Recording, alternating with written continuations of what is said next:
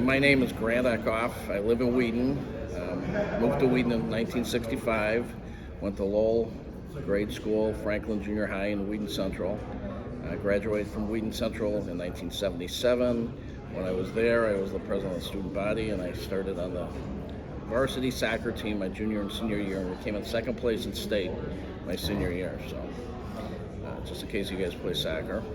Then I went on to James Madison College at Michigan State University and graduated from there in '81.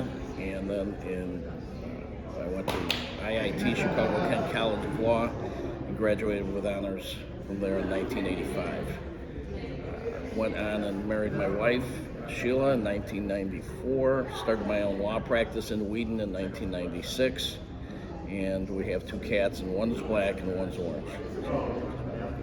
And then just in the question, you're rolling into like everything. How have you been involved in the community this far, and how do you believe your being involved would help with voters making a choice?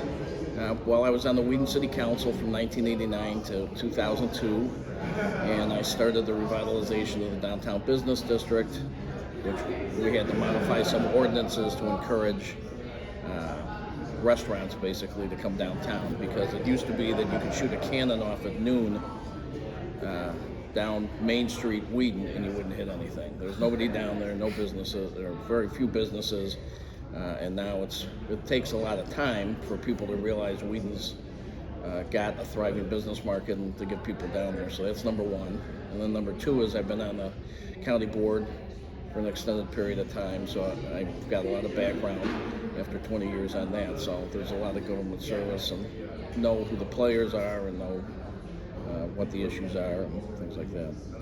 Yeah, and then just what are some challenges the county faces? Like kind of like you just said, how you could shoot a cannon through Main Street. I mean, like, so business obviously was always booming.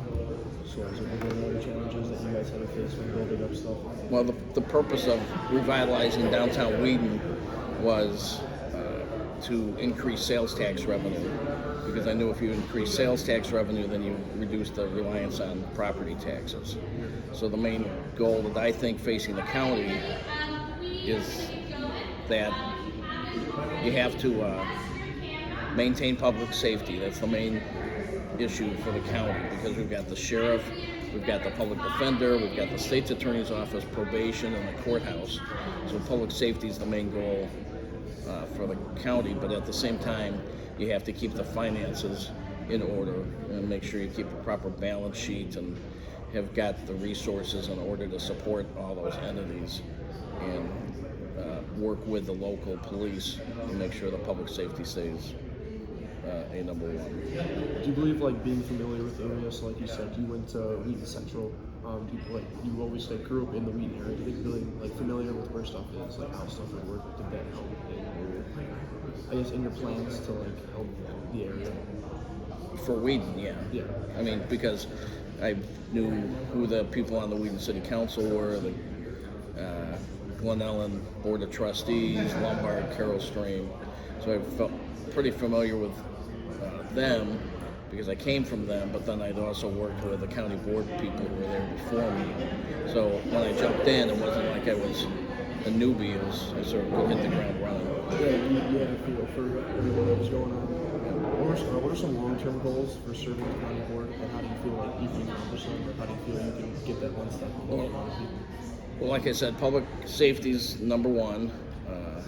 Keeping the finances in good order, which we've been able to do for the 20 years I've been there. I think a new project that nobody talks about a whole lot is, a 708 board is.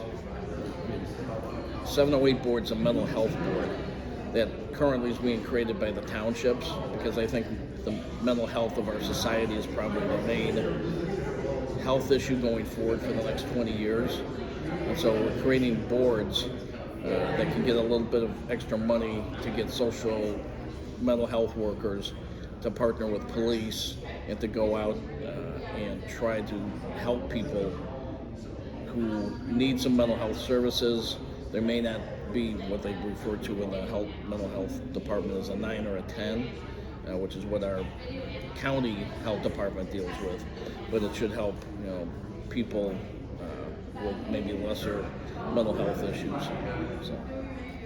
And then, was there anything else that you'd like to cover that we didn't really get the chance to go over, or any questions that you asked that you kind of wanted to pull out your statement? Well, I mean, the one thing is, I guess I'm here and you're interviewing all the other people because there's an election. June 28th is the primary, Republican primary, Democratic primary, and then there's a general election November 8th. So if I get to go to the general election, or even I guess for the primary, what I would urge the voters to do is consider voting for experience, success, vote for someone who's worked to keep your taxes low, to maintain public safety, who's been responsive to people who have issues that are maybe more local, like if they're street floods or their backyard floods, or if they've got flooding issues. So I would, don't change horses in the middle of the stream and keep voting for Grant Eckhoff. Okay.